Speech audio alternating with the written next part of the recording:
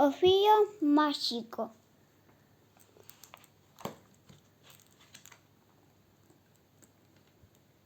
Érase unha vez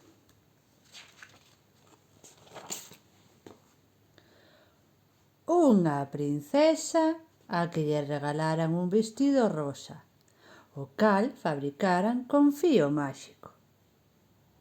A princesa estaba moi contenta e non paraba de mirarse no espello. De súpeto, un dos fíos soltouse e empezou a andar polo que o vestido comezou a desfacerse, quedando a pequena princesa en braguiñas.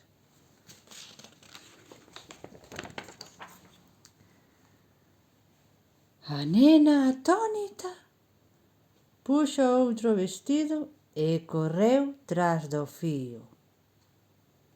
O fío máxico percorreu todos os cuartos, pasou polo comedor, onde se atopaban o rei e a raíña tomando un té. «Madre, padre, o fío máxico, escápase!» Os reis correron tras a princesa para atrapalo.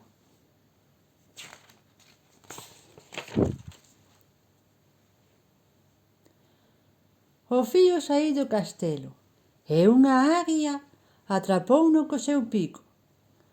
A princesa, ao velo, comezou a correr e deu un salto tan grande que conseguiu agarrarse ao fío. E así a princesa atopouse voando sobre o seu reino.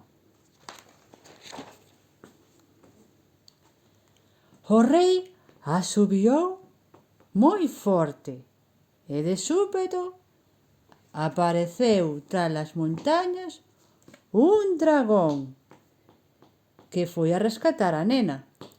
A princesa, ao ver a súa mascota fiel, non o dubidou e deixouse caer, non sen antes dar un forte tirón ao fío que quedou liberado do pico da aguia.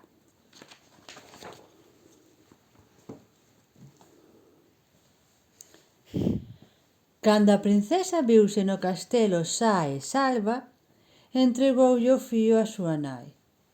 Entre bágoas díxolle: «Miña nai, gustábame moito o meu vestido, podes conseguirme un igual?»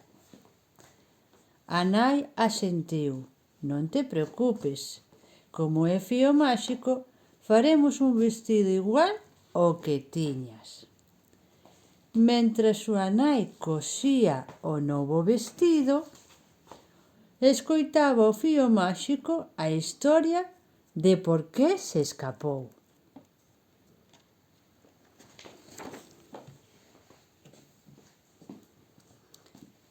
O día seguinte, a nena recibiu o seu vestido como o que tiña antes e púxose moi contenta. A súa nai, antes de entregarllo, díxolle: «Filla, sabes por que se escapou o fío?» A princesa negou coa cabeza e levantando os ombros. «Porque non parabas de mirarte no espello e sentíase moi aburrido. O fío quere que xogues, brinques, te divirtas e non te quedes embobada mirándote no espello. Pero, mamá, se xogo co meu vestido manchareino e ti enfadaraste comigo». «Non te preocupes, é fío máxico. Se manchas o vestido, a suciedade desaparece ao momento». A nena quedou abraiada do poder do fío máxico. Ademais, podía cambiar de forma. Se hoxe é un vestido, mañán pode ser unha saia ou un pantalón. E así a princesa deixou de mirarse no espello para facer o que realmente importante dunha nena, divertirse. E o fío máxico nunca volveu a escaparse porque non se sentía aburrido. E este conto Está rematado. Colorín colorado, este conto está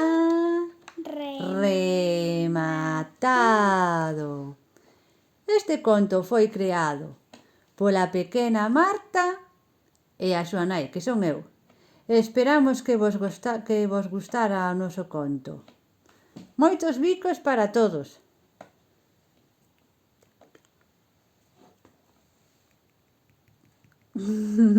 Arredemo que sí.